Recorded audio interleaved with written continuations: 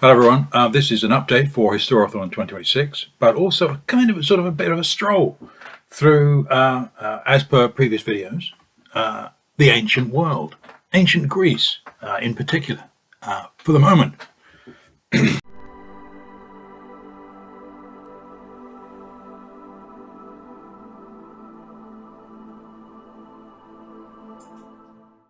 So the first book that I finished for 2020, the Q1 of Historathon 2026 was Paul Cartledge's The Greeks, called A Portrait of Self and Others. Now, I've talked about this in a previous video, and well, yeah, it's very good, it's very readable, and I liked it. I thought it sort of went quite well with the Michael Grant version called The Classical Greeks that I read a couple of years ago. And well, yeah, this is a newer thing. You know, the Michael Grant is sort of kind of a generation or two ago, or at least one generation ago. And it kind of tells in the way he writes. So, yeah, I think that, tell me if I'm wrong, I mean, he kind of writes sort of like you need to sort of have your thinking hat on. You need to have your reading and your thinking hat on at the same time. And this is a little bit like that, but a bit easier going, I think. But still, I mean, you know, it's supposed to be written up from his lecture notes given to third-year students at Cambridge University studying the classics or ancient civilization. So, well, yeah. I mean, I have to say I'm not overly that impressed. I really not. I mean, is that it? Is that third-year stuff? And that's probably a 3-year degree course as well. Really? I mean, okay. The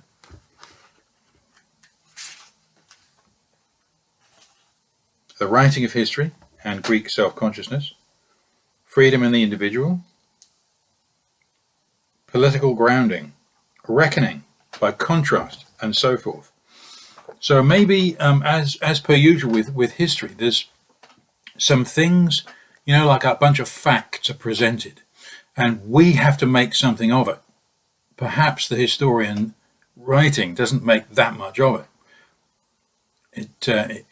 It takes sort of political philosophy to say things that we might be thinking, if you will. And history is up to us, seemingly. Yeah.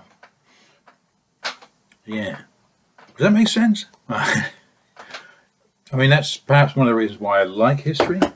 Perhaps it's one of the reasons why I think history is better than political philosophy.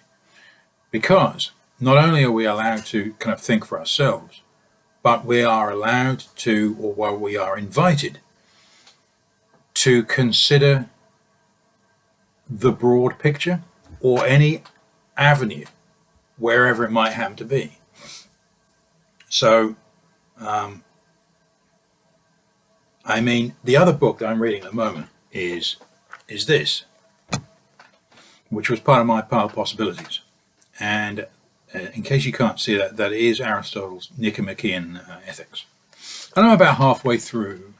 And yeah, again,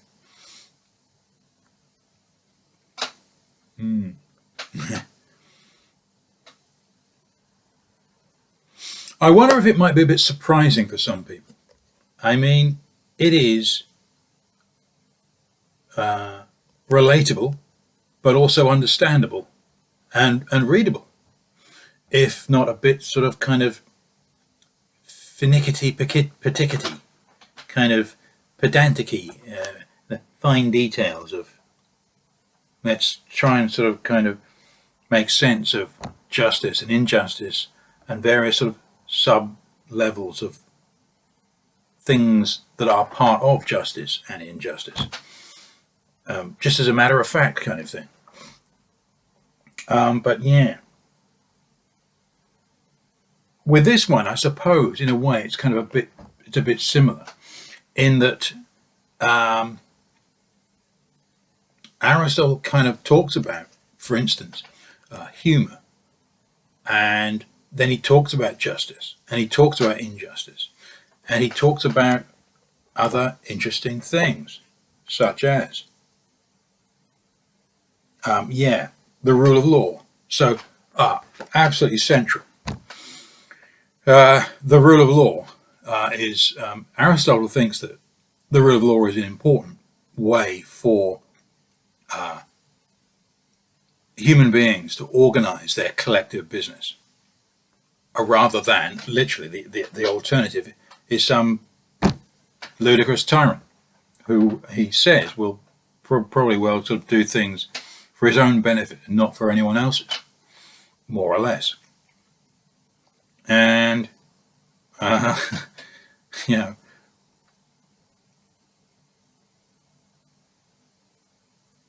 I mean, it's terrific to I mean, in the ancient world. I don't know about you guys, but I mean, for me, I'm familiar with the Roman emperors, and basically a lot of tyrants from the ancient world and from generally the world. So here's a guy in the 4th century saying, "Hey, tyrants aren't such a good idea. I really should have the rule of law as the thing," which is just phantasmal in a way, but perhaps, well, ordinary in a way as well. Perhaps lots of ordinary people for the last 10,000 years could have said pretty well much the same thing. Maybe I'm completely wrong and I really haven't read my subject thoroughly enough. If you've got any recommendations in that direction, I'd be interested to hear some possibilities. But yeah.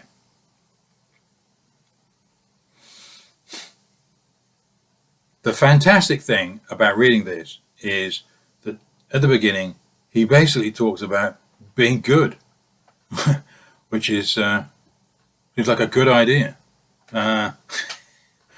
Particularly in this day and age, seemingly, or does every generation say that, or have a reason to say that? I mean, I'm brought up in England, and liberty and freedom is the beginning and end of things, as far as I'm concerned. Aristocracy. England's never had much of an aristocracy, and if it has, then it's been focused on partly it's been focused on virtue and being virtuous. I mean, the Earl of Leicester, or the most recent Earl of Leicester. I don't know whether he died actually. He was not a guy that, as far as I know, was particularly up on the idea of talking about his money, or the money that he has, or the wealth that he has, and much more about other things that perhaps he learnt from his reading room in Holcombe Hall, which I visited, oddly enough, the other year. I don't know, what do they call it in the theatre? The gods? It's something like that, anyway. But of course we're human. But anyway, that's what it seemed like. It seemed like pretty an idyll up there. It was sort of like a 2.5 floor up, somehow nicely furnished with lots of lovely old books around and comfy sofas and stuff and nice lighting. The best. So yeah. Perhaps he should have been walking barefoot on the gravel rather than having all that comfort. Who knows? But anyway, I'm probably rambling and straying into things that is beyond the scope of what this video is supposed to be about. So what I've been doing, therefore, is I've been trying to read some of the stuff from my Pile of Possibilities video that I mentioned that came out earlier last month. But one of the books that was not on there was this one that I have picked off my shelf, and it's the binding that's partly had me kind of half ecstatic since I bought it. because somehow or other that appeals to me. Somehow or other that sat on my shelf. And this whole kind of paperback thing, I don't know whether you can really kind of discern this or you'll recognize it.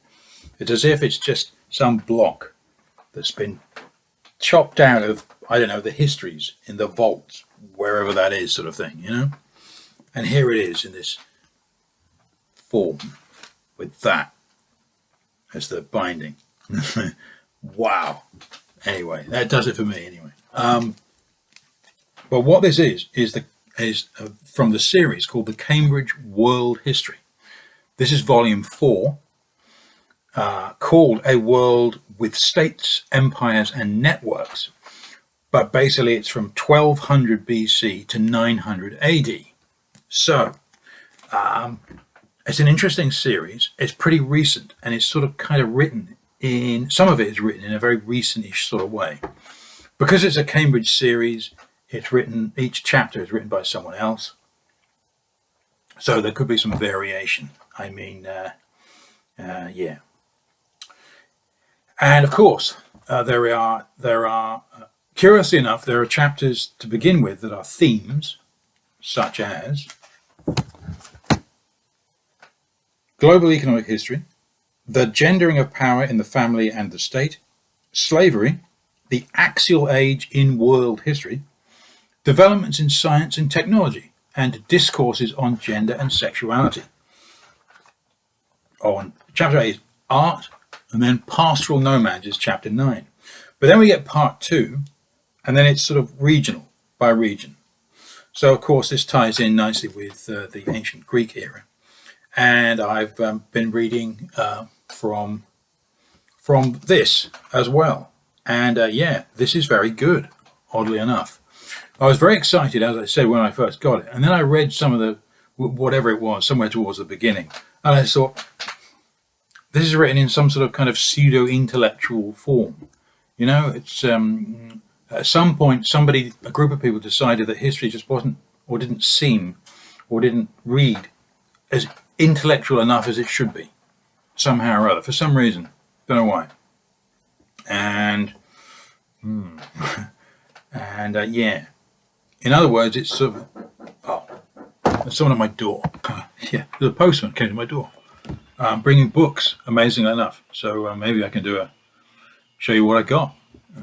It might actually be materially interesting in terms of buying from the internet. But first, just to talk about this book, there's a sentence on page 334, and it says this: transplanted Greek colonists also enhanced cultural and intellectual life, and Greek scholars in the Ionian colonies in particular began systematically to investigate both the natural and the metaphysical world.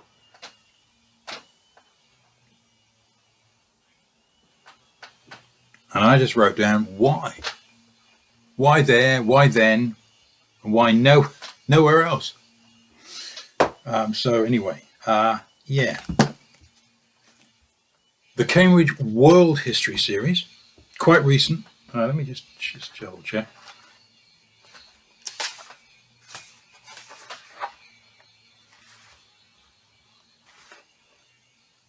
Yeah, 2015. This one, 2015. Volume 4. I have two from the series, but I particularly like this one. And yeah, the Greek stuff written in it is very good. It almost feels like half a reread in a way, but it's that kind of also sort of slightly distantly, very distantly, kind of sort of, you know, college days of almost like revising, kind of vaguely, but not really at all. I mean, it was just a joy to hear someone else say some stuff about things that I've already read about, and it's similar, and it's written in their own way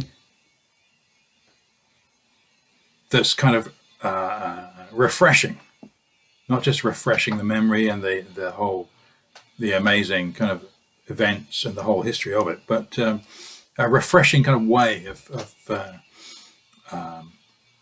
telling the similar kind of thing. So it's nice to know anyway that that different historians in slightly different times can pretty well basically say similar things. But yeah,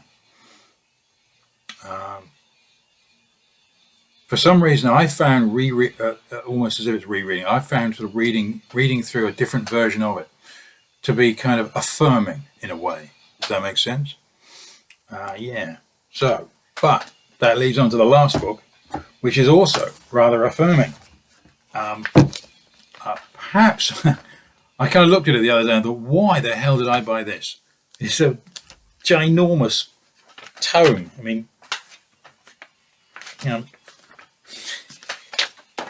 it's not a little book, a hardback thing, and there's plenty of pages, but it's easy to realize why for $5 I thought, what the heck, kind of thing, you know?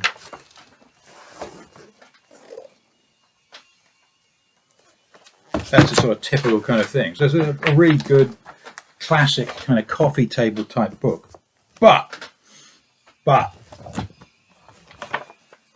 written by J.M. Roberts. John Roberts.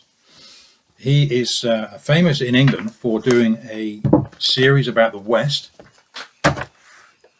on BBC TV, or maybe it was BBC, maybe it was ITV.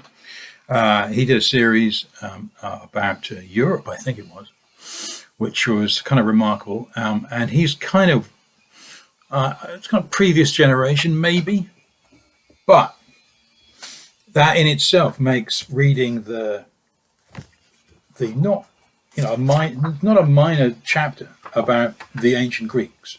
I mean, this chapter that I have in front of me is the classical Mediterranean Greece, and it goes on for a little while, you know, 50, 60 pages.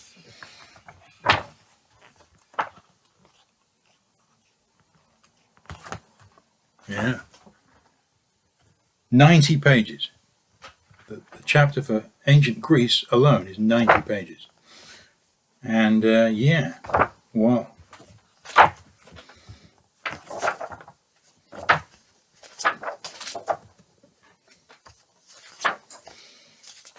I wanted to read out just for historical interest, and for the interest of historians who are obviously reading this period of time and have perhaps read it all already. This is not likely, presumably, I'm guessing it's not likely to be knocking around the United States. So this is what he says about the occult, as follows. Human though Homer's gods might be, the Greek world had also a deep respect for the occult and mysterious.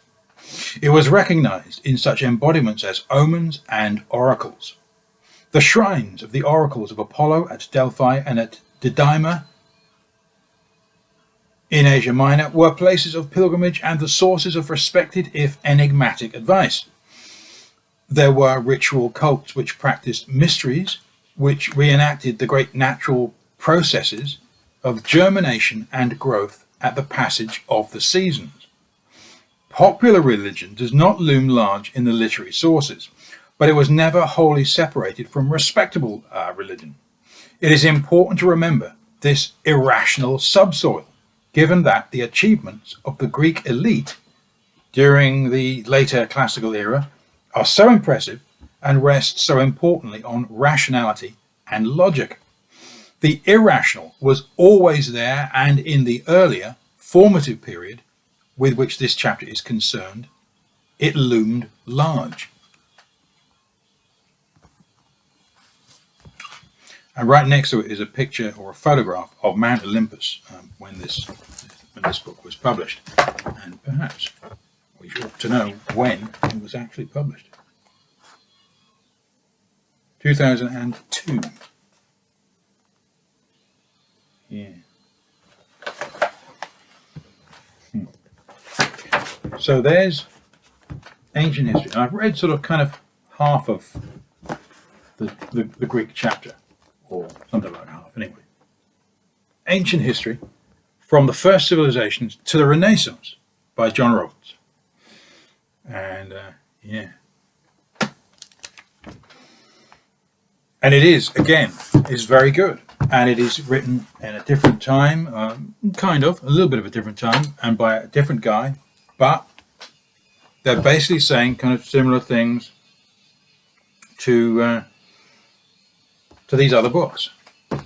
So, yeah, quite pleased. It's quite kind of reassuring in a way that, the world isn't quite so completely mental as is some of us like to make out.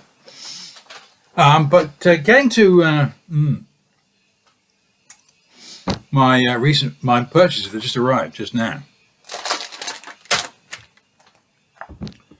I ordered this, and I thought I was buying the latest edition, the latest Penguin version. That sort of kind of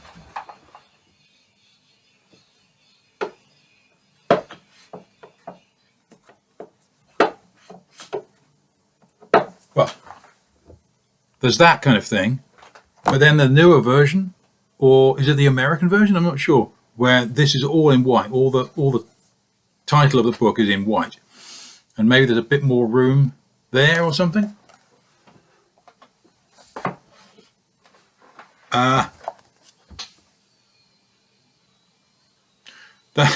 That's not it, is it? And it was supposed to be very good condition as well. So it's got kind of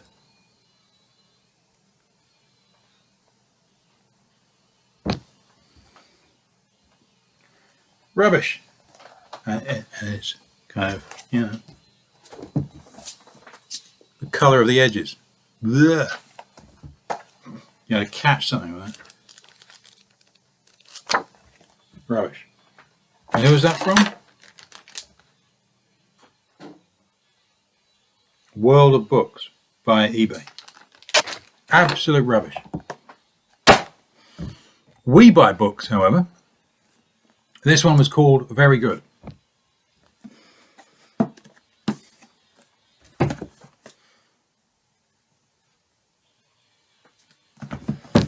Hardback.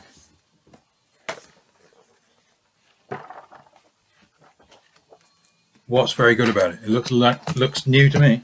It looks pretty brand new. And the second book, this one was called Like New.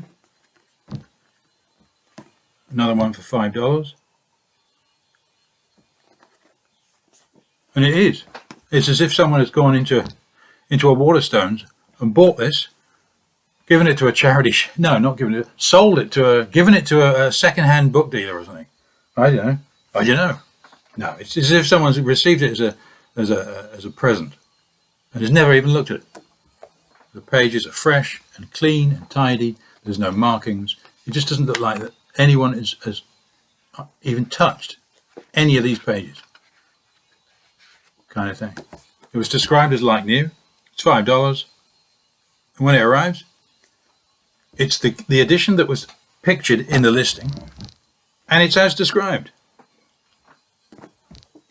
Brilliant. I should get a refund for this, and I'll probably get to keep it, or they will pay for me to return it to them through the eBay system. Disgraceful. Not right. Anyway, there's another little update to buying secondhand books on the internet.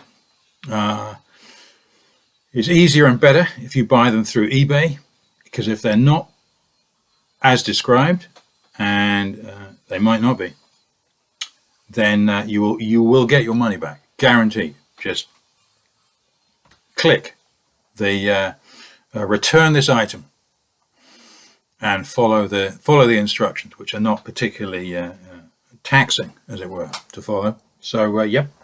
Anyway, that's my little update and my little journey into a few ancient Greece or ancient civilization books.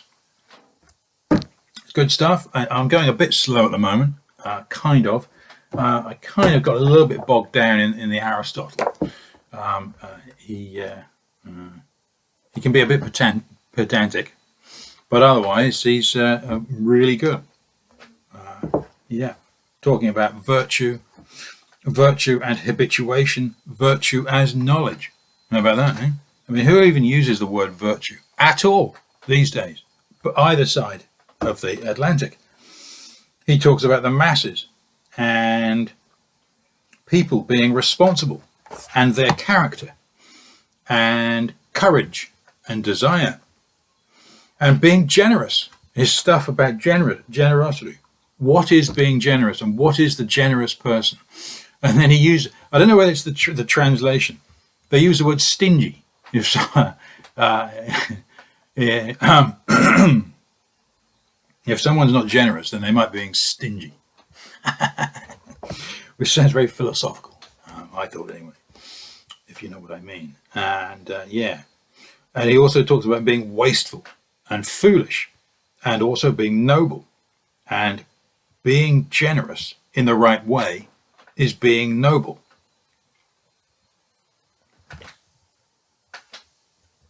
Which kind of ties into the kind of the English aristocracy, or part of the ethos of the English aristocracy, such as it has been. And yeah, he talks about humor. I really enjoyed his humor pages. And of course, with humor, he talks about how you can go too far with humor, which could be offensive. So this is very narrow, right? But if you go in the other direction, so as to sort of, that most kinds of humor, or any kind of humor, ought not to be allowed, which was evidently a fact of the matter and a feature in 4th century Greece, well, then that person is identified as boorish and austere. Yeah. Okay. And he uses an amazing line that I've not come across in human thought at all. He says that evil destroys itself. And I don't know why. That just seems pretty profound. And okay, we're going to leave it there. And I hope everything's going well, reading-wise and discussion-wise, about what you have been reading. I know that lots of people find themselves on BookTube because their useless friends are not necessarily up with a discussion about whatever it is, like the Greeks or something, or the ancient Greeks, should I say, and the like. But I think they're missing out because there's so much to find. I mean, I've read 100 pages of this Aristotle, and I've picked out a page and a half of reference notes. So I picked out kind of like 5, 10, 14, 15, 20, 24 pages out of 100 are of spectacularly interesting interest. Yeah. Okay, anyway, bye for now.